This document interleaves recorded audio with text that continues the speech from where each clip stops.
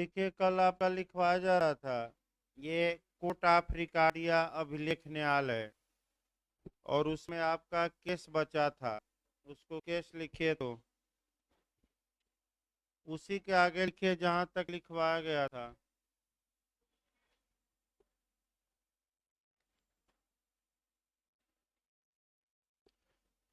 Case लिखवाना है, लिखिए दिल्ली न्यायिक सेवा संघ।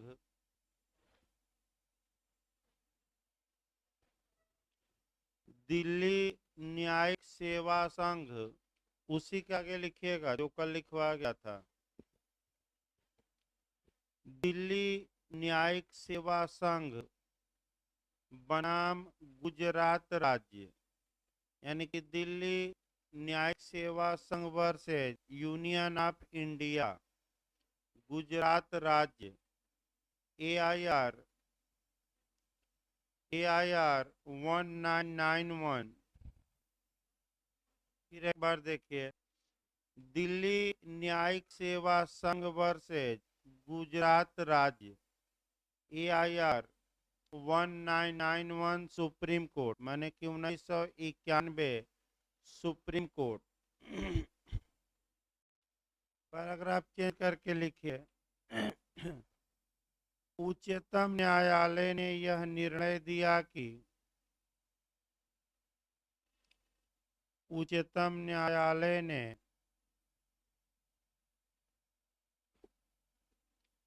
यह निर्णय दिया कि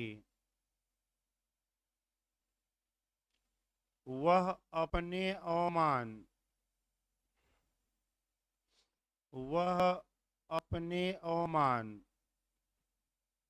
तथा अपने अधीनस्थ न्यायालयों के वह अपने अवमान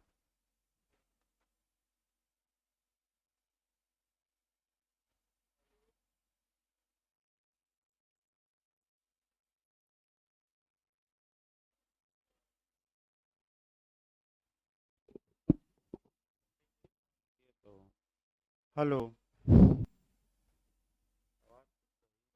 देखिए एक बार हो, आवाज चेक करिए।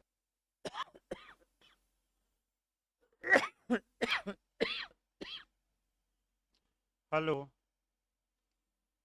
आवाज जा रही है कि नहीं, चेक करिए तो। हेलो,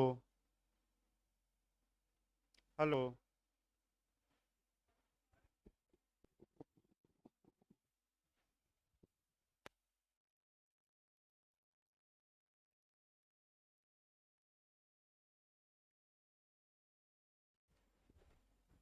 देखिए, हेलो, देखिए तो एक बार। Hello,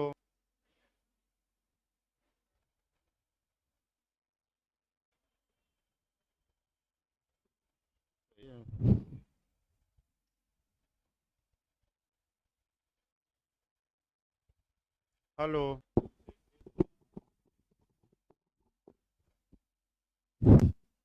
hello.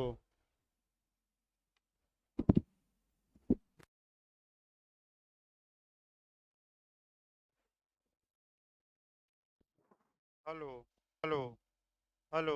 अब देखिए तो, देखिए तार और हिला है क्या कोई? ये भी एक समस्या है भाई।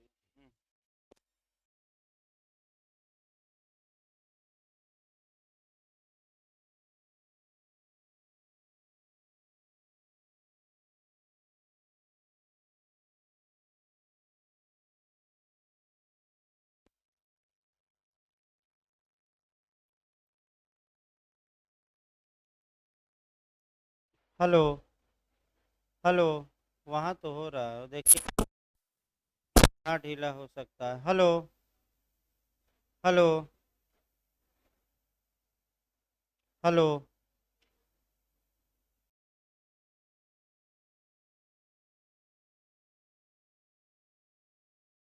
Hello,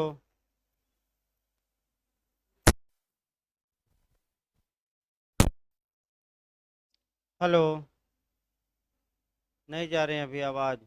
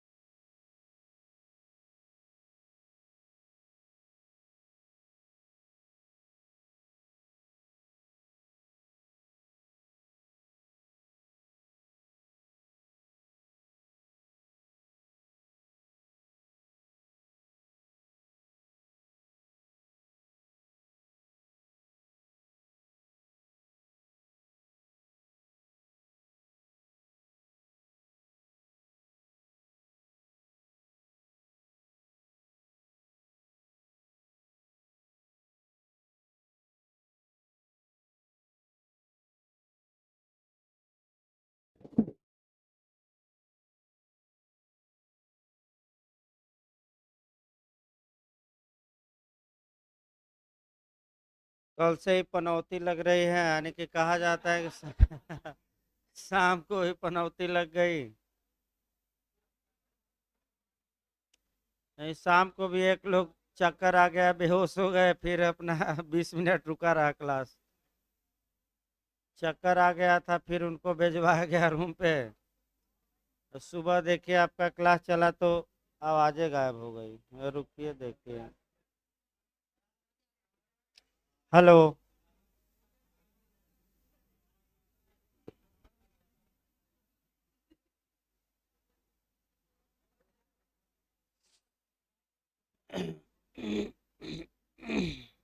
hello. देखिए केस लिखवाया जा रहा था आपका, लिखिए भाई। ये दिल्ली न्यायिक सेवा संघ वर्सेज स्टेट ऑफ गुजरात। बंद कर दीजिए भाई लाइव अब। लिखिए, हेडिंग लिखिए, फिर से एक बार बोला जा रहा है। दिल्ली न्यायिक सेवा संघ बनाम गुजरात राज्य, AIR 1991, सुप्रीम कोर्ट। लिखिए, उच्चतम न्यायालय ने, फिर से लिखवाया जा रहा है दोबारा। उच्चतम न्यायालय ने यह निर्णय दिया कि वह अपने अवमान तथा अपने अधीनस्थ न्यायालयों के अवमान के लिए, यानी कि कंटेम्प्ट के लिए दंड देने की शक्ति रखता है। दंड देने की शक्ति रखता है।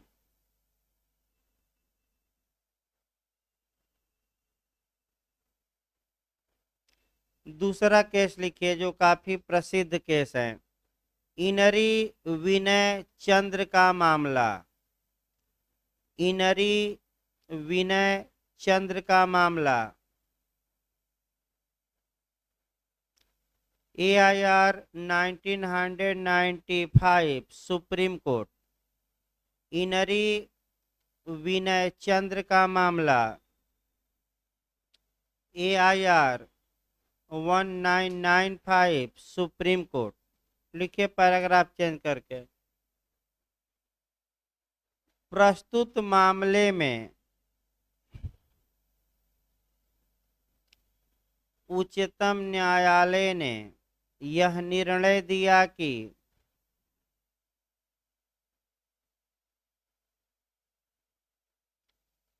वह किसी अधिवक्ता के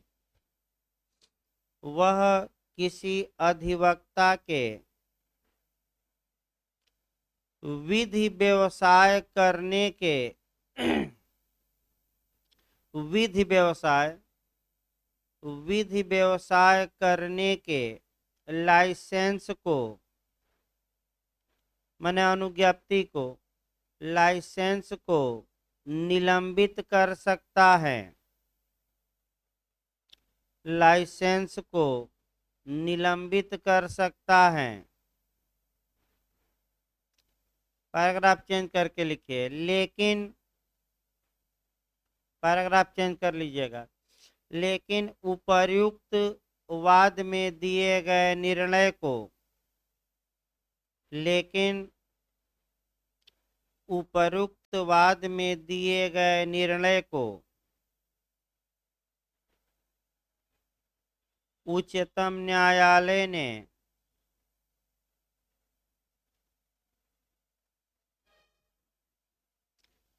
उच्चतम न्यायालय बार एसोसिएशन, इसी लाइन में लिखिएगा, उच्चतम न्यायालय बार एसोसिएशन बनाम भारत संघ।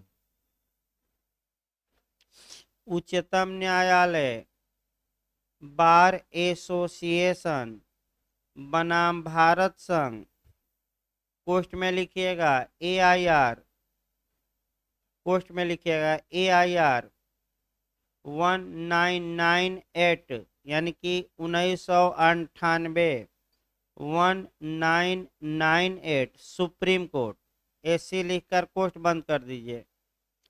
वाक्य बोलिए तो थोड़ा कहाँ तक वाक्य फिर से। हाँ, निर्णय को दिए गए निर्णय को उच्चतम न्यायालय बार एसोसिएशन बनाम भारत संघ के वाद में अपास्त कर दिया। सेट एसाइड कहा जाता है। अपास्त कर दिया यानी कि उलट दिया, अपास्त कर दिया तथा निर्णय दिया कि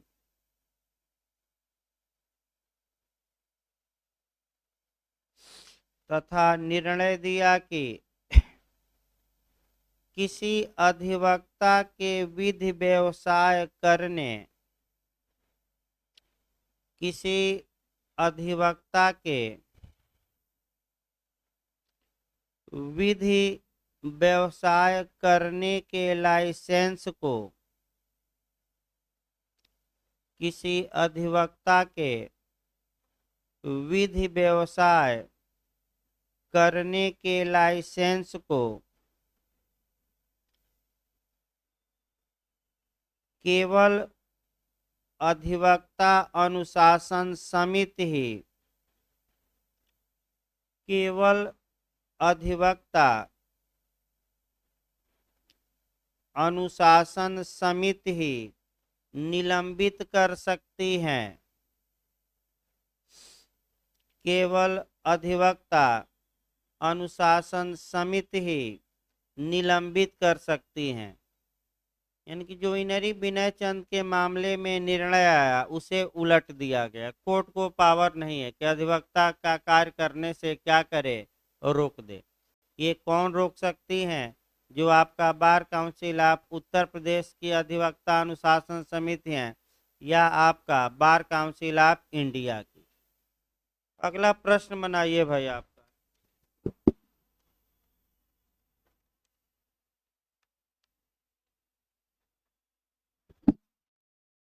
अगला प्रश्न बनाइए। उच्चतम न्यायालय की आरंभिक अधिकारिता से आप क्या समझते हैं?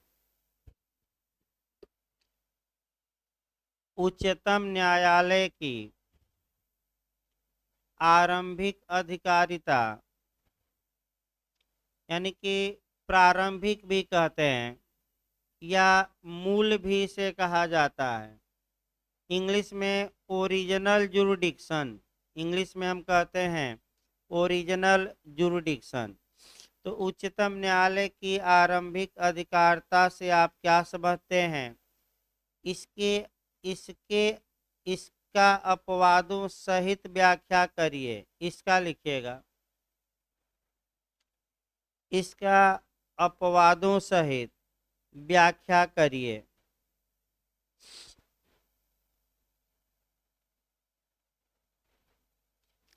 उत्तर लिखिए इसका।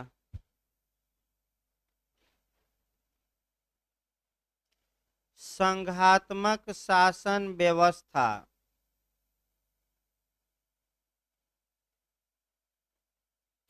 संघात्मक शासन व्यवस्था जो फेडरल होता है, लिखिए संघात्मक शासन व्यवस्था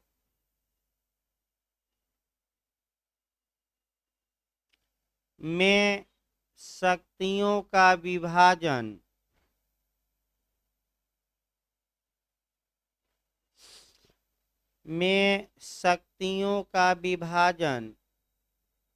संघ तथा राज्य के बीच किया जाता है।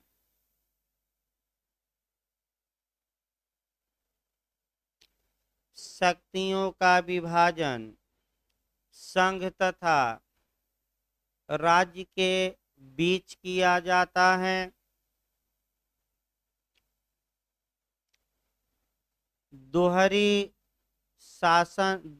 सरकार होती है, दोहरी सरकार होती है एक संघ की तथा दूसरे राज्यों की, एक संघ की तथा दूसरे राज्यों की।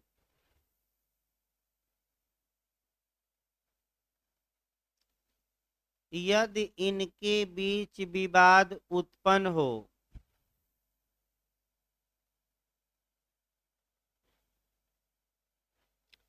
यदि इनके बीच विवाद उत्पन्न हो, तब ऐसे संविधानों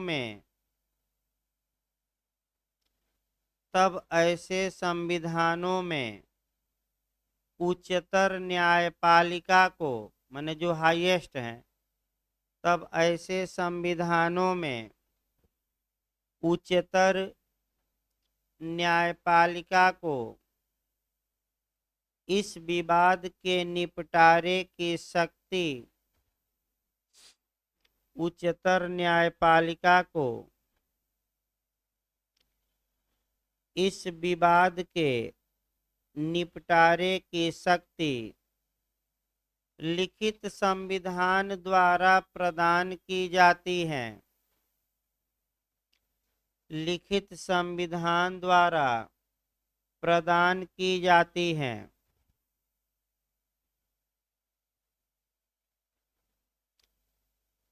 भारत में यह शक्ति अनुच्छेद 131 के तहत, भारत में यह शक्ति अनुच्छेद 131 के तहत उच्चतम न्यायालय को प्रदान की गई है। भारत में यह शक्ति अनुच्छेद 131 के तहत उच्चतम न्यायालय को प्रदान की गई है, जिसे उच्चतम न्यायालय की आरंभिक अधिकारिता कहा जाता है। जिसे उच्चतम न्यायालय की आरंभिक अधिकारिता कहा जाता है।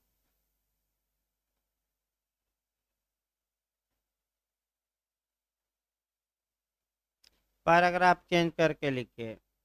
निम्नलिखित विवाद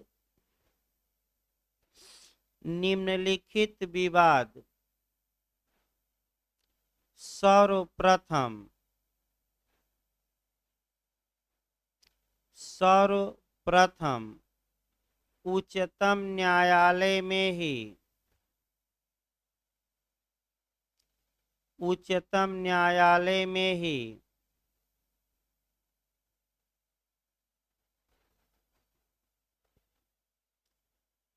या ऐसे लिखे, निम्नलिखित विवाद सर्वप्रथम उच्चतम न्यायालय द्वारा ही, लिखिएगा, उच्चतम न्यायालय द्वारा ही निपटाए जाएंगे। निपटारा भी कहा जाता है। निपटाए जाएंगे। फर्स्ट सेकंड थर्ड करके लिखिएगा। फर्स्ट लिखिए, भारत सरकार, फर्स्ट में लिखिएगा, भारत सरकार और एक या अधिक राज्यों के बीच विवाद,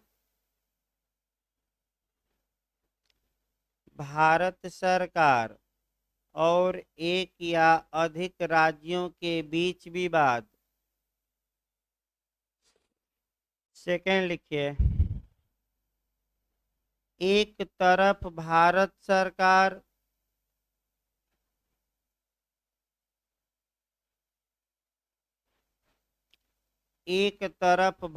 सरकार और एक या एक से अधिक राज्य, एक तरफ भारत सरकार और एक या एक से अधिक राज्य तथा दूसरी तरफ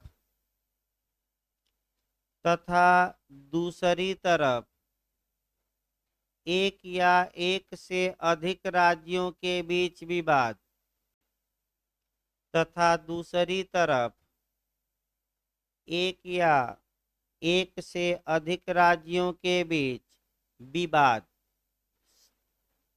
थर्ड में लिखिए, दो या दो से अधिक राज्यों के बीच विवाद। दो या दो से अधिक राज्यों के बीच विवाद।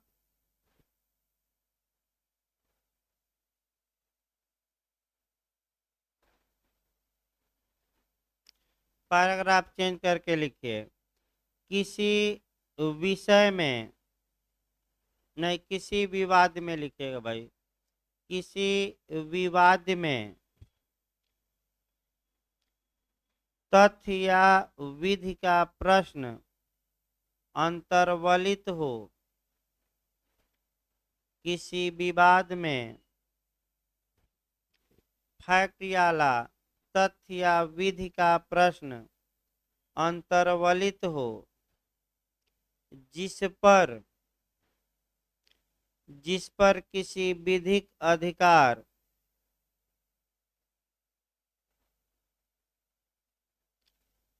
जिस पर किसी विधिक अधिकार या दायित्व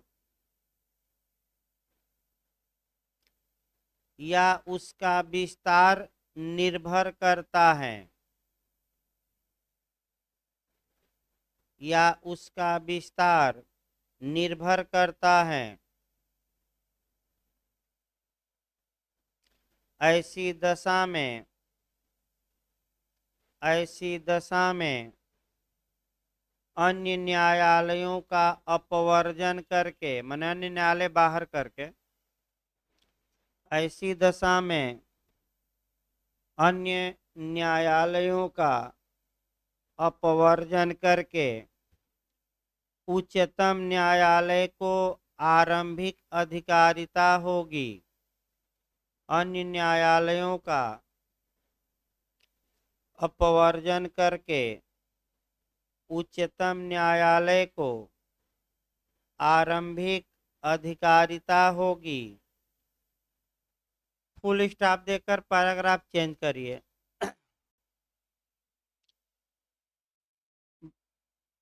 अनुच्छेद 71 के तहत, अनुच्छेद 71 के तहत 71 के तहत, यदि राष्ट्रपति या उपराष्ट्रपति यानी कि प्रेसिडेंट या वाइस प्रेसिडेंट, यदि राष्ट्रपति या उपराष्ट्रपति के निर्वाचन को लेकर, यदि राष्ट्रपति या उपराष्ट्रपति के निर्वाचन को लेकर विवाद उत्पन्न होता हो, विवाद उत्पन्न होता हो, तब ऐसे मामले में भी आरंभिक अधिकारिता केवल उच्चतम न्यायालय को होगी। तब ऐसे मामले में भी आरंभिक अधिकारिता केवल उच्चतम न्यायालय को होगी। पैराग्राफ चेंज करिए। अपवाद, हेडिंग डाल लीजिए अपवाद या एक्सेप्शन। अपवाद या एक्सेप्शन। पैराग्राफ चेंज करके लिखिए, निम्नलिखित विवाद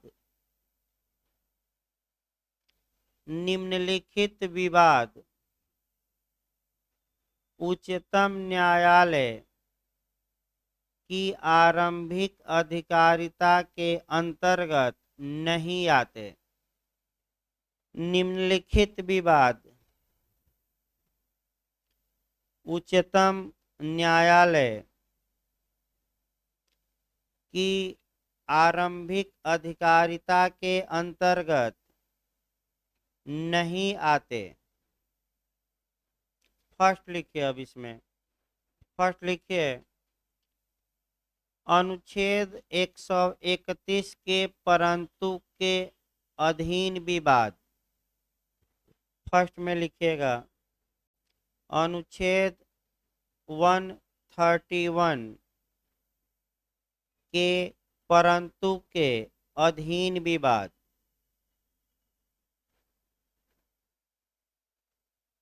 पैराग्राफ चेंज करके इसमें लिखिए ऐसे मामलों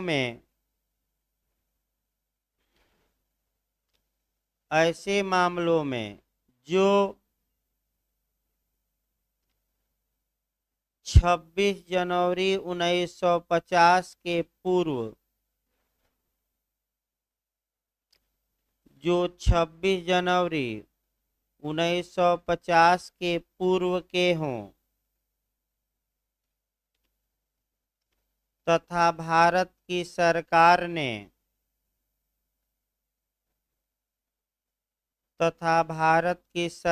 ने किसी राज्य या किसी देशी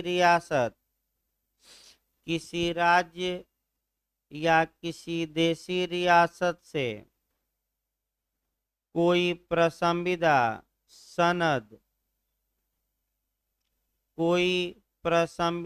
सनद इत्यादि की हो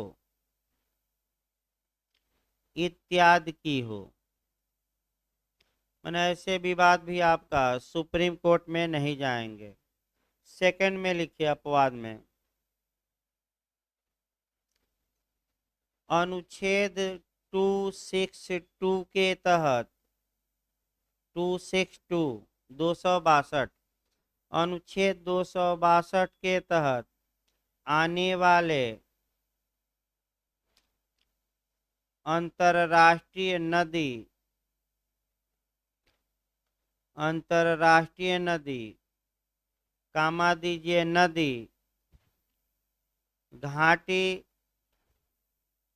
घाटी या उसके पानी के प्रयोग कामा दीजिए वितरण लिखिएगा भाई उसके पानी के प्रयोग कामा दीजिए वितरण तथा नियंत्रण से संबंधित विवाद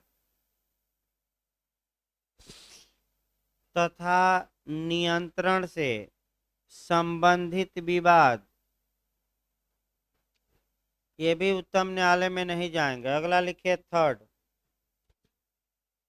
अनुच्छेद 280 के तहत 280 अनुच्छेद 280 के तहत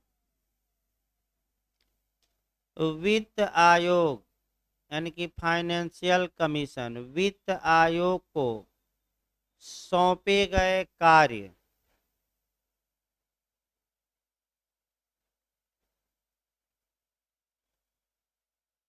अगला लिखिए आपका 3 चौथा पद लिखिए अनुच्छेद 290 के तहत यानी कि 290 के तहत अनुच्छेद 290 के तहत संघ एवं राज्यों के बीच अनुच्छेद 290 के तहत संघ एवं राज्यों के बीच खर्चों के समायोजन से संबंधित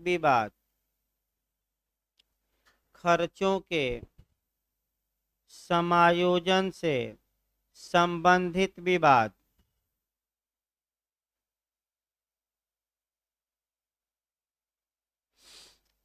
अगला लिखिए 5वां पॉइंट ऐसे विवाद जिसमें राजनैतिक प्रश्न उठा हो पॉलिटिकल कौन अध्यक्ष ऐसे विवाद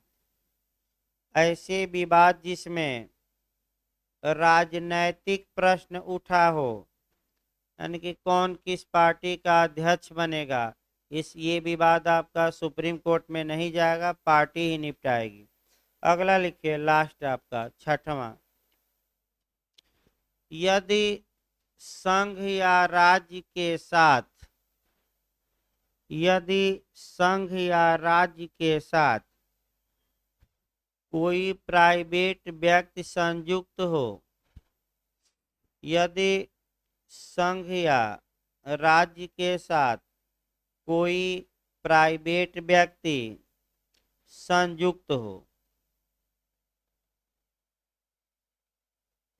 तो ये भी विवाद आपका मैं बता दूं, सुप्रीम कोर्ट में नहीं जाएगा, नहीं जाएगा, भले हाई कोर्ट में चला जाए, लेकिन सुप्रीम कोर्ट में।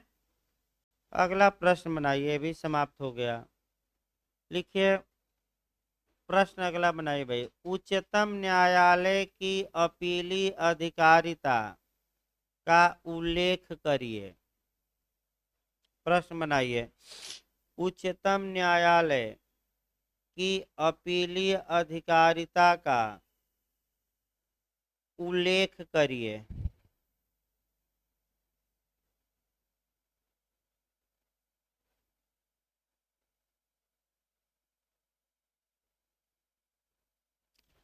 लिखिए उत्तर भाई आपका।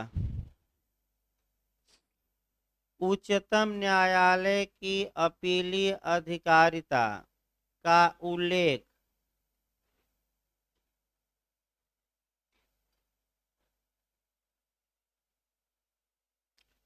उच्चतम न्यायालय की अपीली अधिकारिता का उल्लेख भारत के संविधान तथा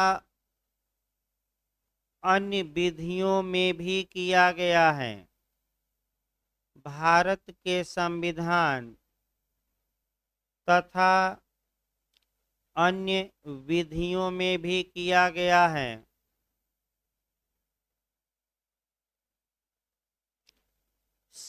अनुच्छेद 132, 133, 134 तथा 136 में, फिर एक बार देखिए, 132, 133, 134 और 136 में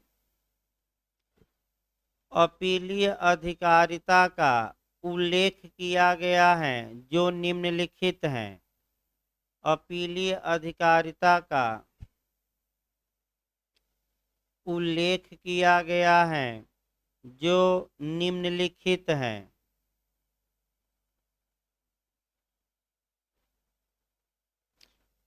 पैराग्राफ चेंज करके लिखिए, अनुच्छेद 132, हेडिंग डालिए, आर्टिकल 132, हेडिंग पहले डालिए। कुछ मामलों में उच्चतम न्यायालय, कुछ मामलों में उच्च न्यायालय से, कुछ मामलों में उच्च न्यायालय से उच्चतम न्यायालय में अपील का होना, कुछ मामलों में उच्च न्यायालय से उच्चतम न्यायालय में अपील का होना, माने हाई कोर्ट से कहाँ जाएगा, सुप्रीम कोर्ट। ये हेडिंग है, पैराग्राफ चेंज करके लिखिए।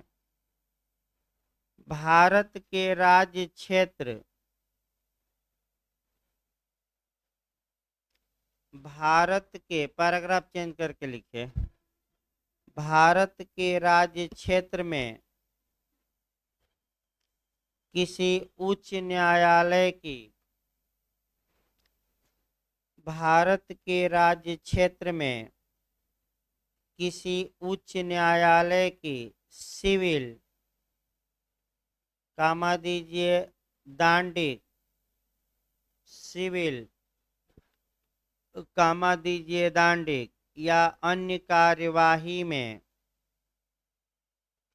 या अन्य कार्यवाही में दिए गए किसी निर्णय, दिए गए किसी निर्णय, कामा दीजिए डिक्री या अंतिम आदेश की अपील, या अंतिम आदेश की अपील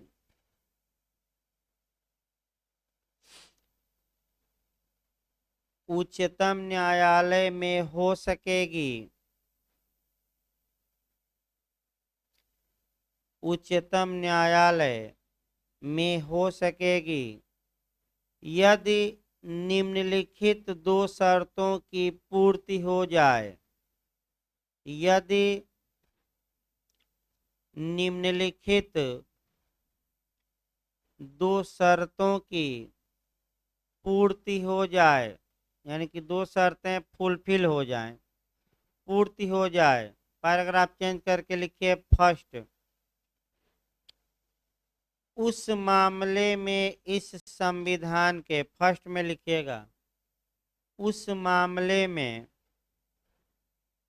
इस संविधान के निर्वचन के बारे में, माने इंटरप्रिटेशन के बारे में, निर्वचन के बारे में विधि का कोई सारवान प्रश्न, यानी कि सब्सटेंसिव क्वेश्चन ऑफ लॉ, विधि का कोई सारवान प्रश्न अंतर्वलित हो, माने समाहित हो, अंतर्वलित हो तथा, तथा के बाद सेकंड लिखिए, सेकंड में लिखिएगा उच्च न्यायालय अनुच्छेद 134 ए के तहत, 134 ए कैपिटल ए लिखिएगा, 134 ए के तहत इस प्रभाव का प्रमाण पत्र दिया हो। उच्च न्यायालय अनुच्छेद 134 ए के तहत इस प्रभाव का प्रमाण पत्र दिया हो, सर्टिफिकेट कि आप जाइए सुप्रीम कोर्ट। पैराग्राफ चेंज करके लिखिए संविधान के निर्वचन के बारे में, पैराग्राफ चेंज करके लिखना है अब, संविधान के निर्वचन के बारे में विधि का सारवान प्रश्न, संविधान के निर्वचन के बारे में विधि का सारवान प्रश्न तब माना जाता है, तब माना जाता है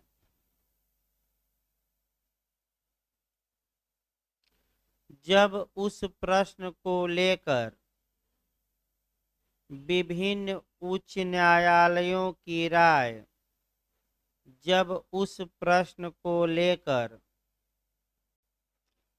विभिन्न उच्च न्यायालयों की राय भिन्न भिन्न हो, भिन्न भिन्न हो,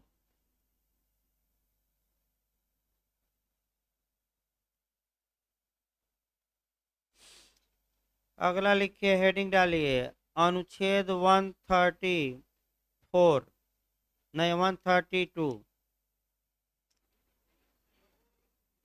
हाँ 133, भाई कहाँ गलती हो जाए दिमाग। लिखिए अनुच्छेद 133, हेडिंग डालिए उच्च न्यायालयों से, उच्च न्यायालयों से सिविल विषयों से संबंधित, उच्च न्यायालयों से सिविल विषयों से संबंधित अपीलों में, अपीलों में उच्चतम न्यायालय की, उच्चतम न्यायालय की अपीलीय अधिकारिता, उच्चतम न्यायालय की अपीलीय अधिकारिता पैराग्राफ चेंज करके लिखिए। भारत के राज्य क्षेत्र में, पैराग्राफ चेंज करके लिखिए। भारत के राज्य क्षेत्र में किसी उच्च न्यायालय की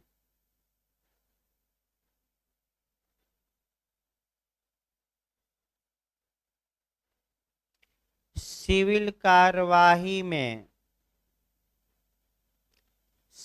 कार्यवाही में दिए गए किसी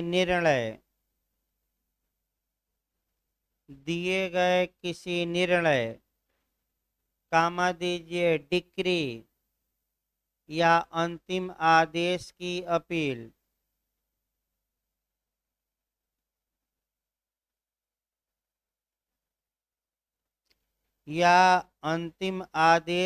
अपील उच्चतम न्यायालय में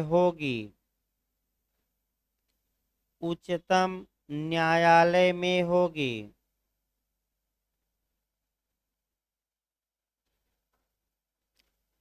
जब अनुच्छेद 134 ए के तहत जब अनुच्छेद 134 ए के तहत उच्च न्यायालय यह प्रमाणित कर देता है कि उच्च न्यायालय यह प्रमाणित कर देता है कि, फर्स्ट में लिखिएगा, पैराग्राफ चेंज कर लीजिएगा। प्रमाणित कर देता है के बाद फर्स्ट में लिखिए, उस मामले में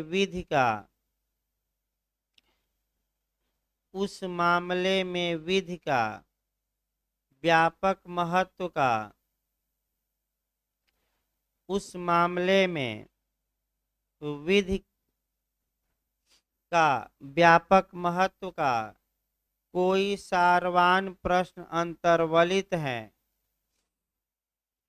कोई सारवान प्रश्न अंतर्वलित है, मैंने समाहित है।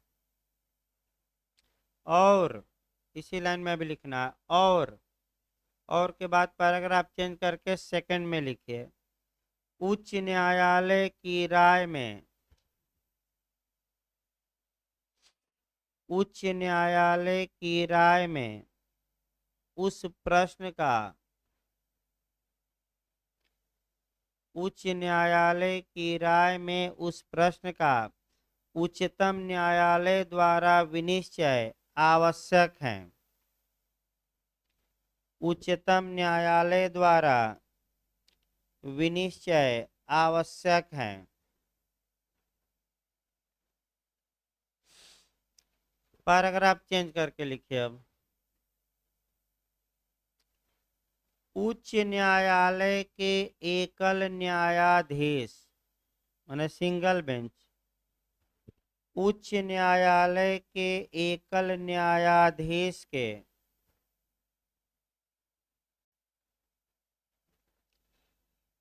किसी निर्णय, डिक्री या अंतिम आदेश, किसी निर्णय, वाक्य फिर से एक बार बोलिए तो, उच्च न्यायालय के एकल न्यायाधीश के, सही है, एकल न्यायाधीश के किसी निर्णय कामा दीजिए डिक्री या अंतिम आदेश की अपील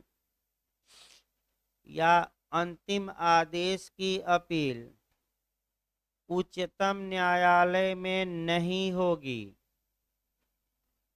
उच्चतम न्यायालय में नहीं होगी जब तक कि संसद विधि बनाकर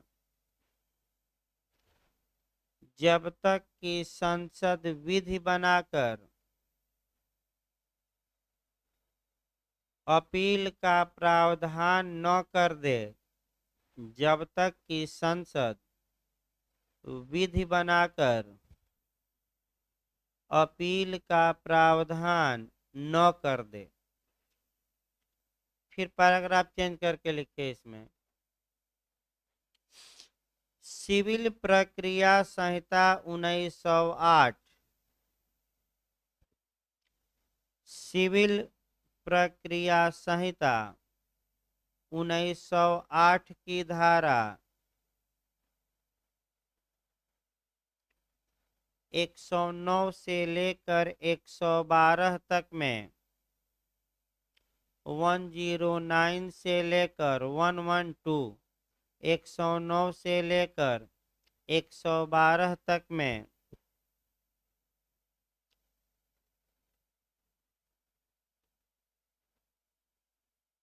उन विषयों का उल्लेख किया गया, उन परिस्थितियों का लिखे, उन परिस्थितियों का उल्लेख किया गया है,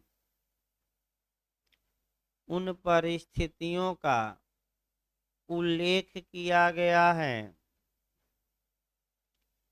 जिनमें सिविल मामलों की अपील,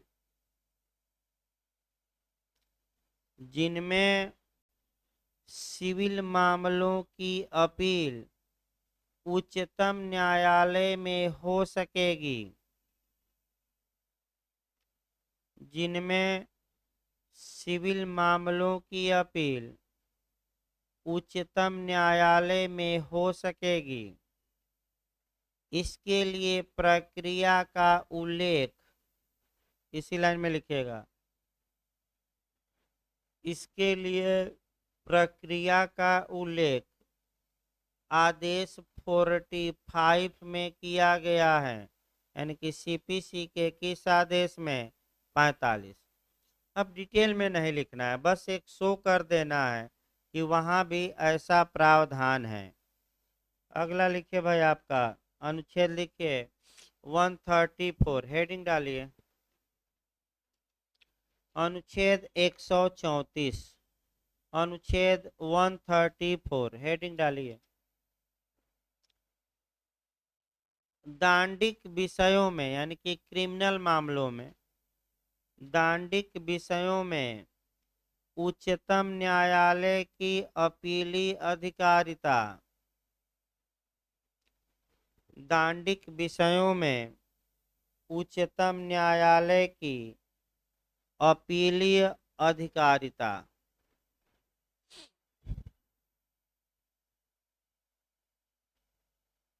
लिखिए पैराग्राफ चेंज करके।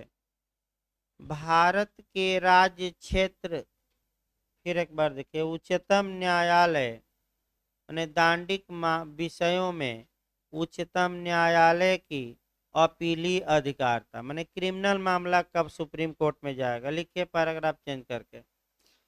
भारत के राज्य क्षेत्र में, पैराग्राफ चेंज करके लिखिएगा, भारत के राज्य क्षेत्र में किसी उच्च न्यायालय की,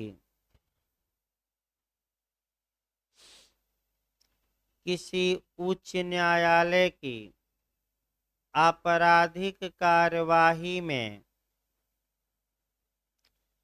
आपराधिक कार्यवाही में दिए गए किसी निर्णय, दिए गए किसी निर्णय, कामा दीजिए, अंतिम आदेश या दंडादेश,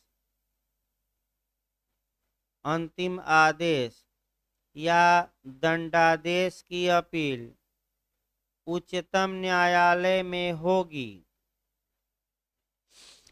उच्चतम न्यायालय में होगी। फर्स्ट लिखिए, पैराग्राफ चेंज करके फर्स्ट लिखिए। उस उच्च न्यायालय ने अपील में, फर्स्ट में लिखिएगा, उस उच्च न्यायालय ने अपील में किसी अभियुक्त व्यक्ति की, उस उच्च न्यायालय ने अपील में किसी अभियुक्त व्यक्ति की दोष मुक्ति के आदेश को उलट दिया है,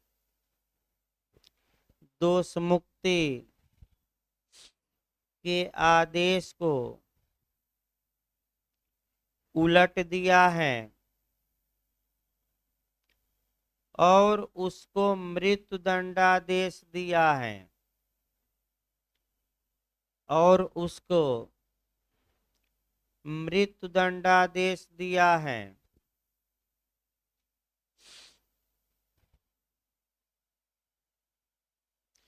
सेकंड लिखिए, उस उच्च न्यायालय ने, सेकंड में लिखिएगा, उस उच्च न्यायालय ने अपने प्राधिकार के अधीनस्थ, अपने प्राधिकार के अधीनस्थ किसी न्यायालय से अपने प्राधिकार के अधीनस्थ किसी न्यायालय से किसी मामले को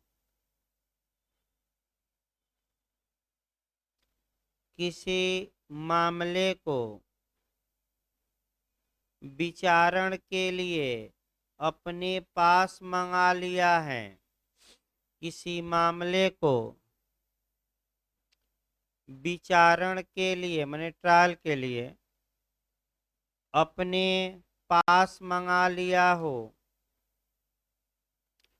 और ऐसे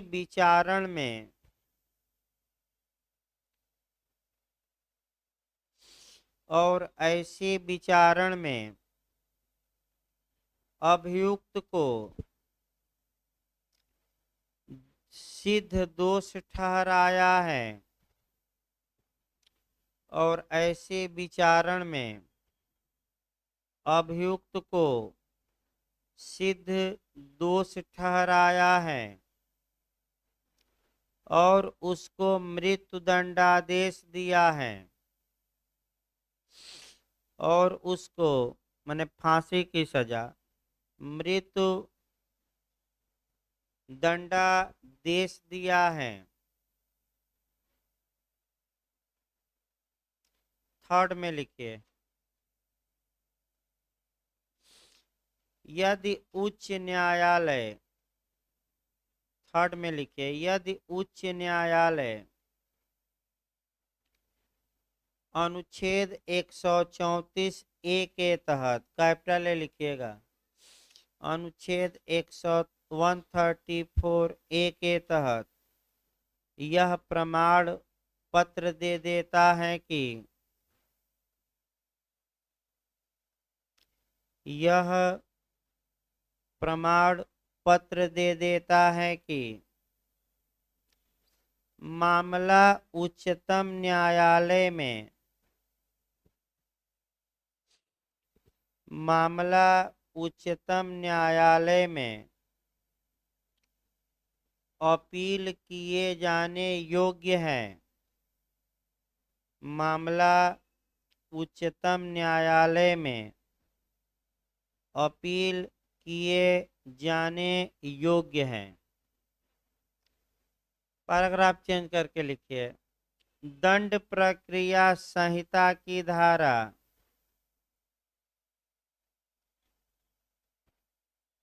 दंड प्रक्रिया संहिता की धारा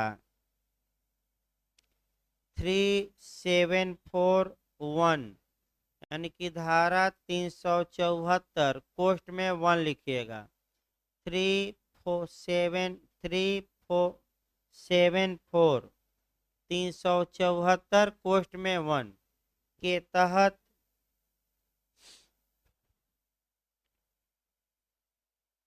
उच्चतम न्यायालय में अपील हो सकेगी।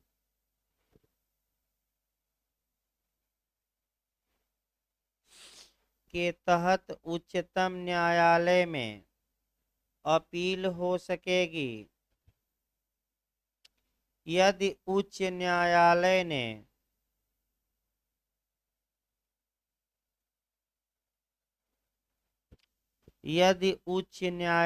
ने अपनी साधारण आरंभिक अधिकारिता का प्रयोग करते हुए, एक सेकंड भाई, साधारण है कि असाधारण है? सीआरपीसी का बेरे, रुकिए, असाधारण है ना, लिखिए। यदि उच्च न्यायालय ने अपनी असाधारण, साधारण न लिखेगा, असाधारण यानी समांतर ट्रायल नहीं करता उच्चतम न्यायालय, असाधारण आरंभिक अधिकारिता का प्रयोग करते हुए, असाधारण आरंभिक अधिकारिता का प्रयोग करते हुए मामले का विचारण किया हो, मामले का विचारण किया हो तथा अभियुक्त को दोष सिद्ध ठहराया हो, तथा अभियुक्त को दोष सिद्ध ठहराया हो, माने सजा दी हो। पैराग्राफ चेंज करके लिखिए। सीआरपीसी की धारा 379 के तहत, सीआरपीसी की धारा 379 के तहत उच्चतम न्यायालय में अपील हो सकेगी, उच्चतम न्यायालय में अपील हो सकेगी यदि उच्च न्यायालय ने, यदि उच्च न्यायालय ने निचले न्यायालय के, यदि उच्च न्यायालय ने निचले न्यायालय के दोष मुक्ति के आदेश को, दोष मुक्ति के आदेश को अपास्त कर दिया हो, माने रद्द कर दिया हो, सेट एसाइड कहा जाता है, अपास्त कर दिया हो तथा अभियुक्त को, तथा अभियुक्त को मृत्युदंड, मृत्युदंड या आजीवन कारावास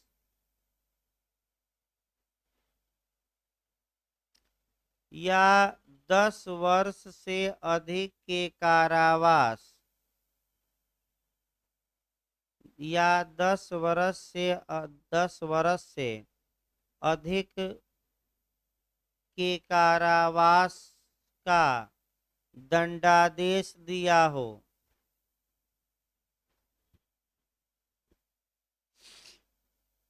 10 वर्ष से अधिक के कारावास का दंडादेश दिया हो। अगला लिखिए भाई, आपका पैराग्राफ चेंज करके लिखिए। अनुच्छेद 136 136, इसको डिटेल में भी लिखवाना 136 को। आपका एक मैंने एक साथ क्वेश्चन आए तो शॉर्टकट में लिखना है। लिखिए, हेडिंग डालिए 136, अपील के लिए उच्चतम न्यायालय की विशेष इजाजत। हेडिंग डालिए, अपील के लिए उच्चतम न्यायालय की विशेष इजाजत।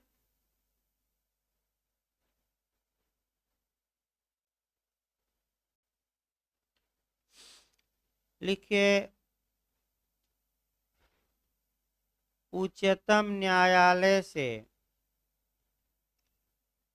उच्चतम न्यायालय से अपील के लिए विशेष इजाजत लेकर,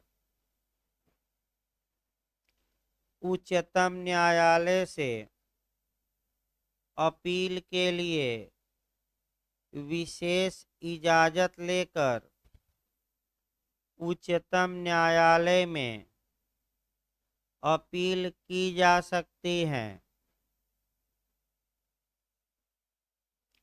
विशेष इजाजत लेकर उच्चतम न्यायालय में, फिर एक बार देखिए, उच्चतम न्यायालय से, वाक्य बोलिए तो फिर से।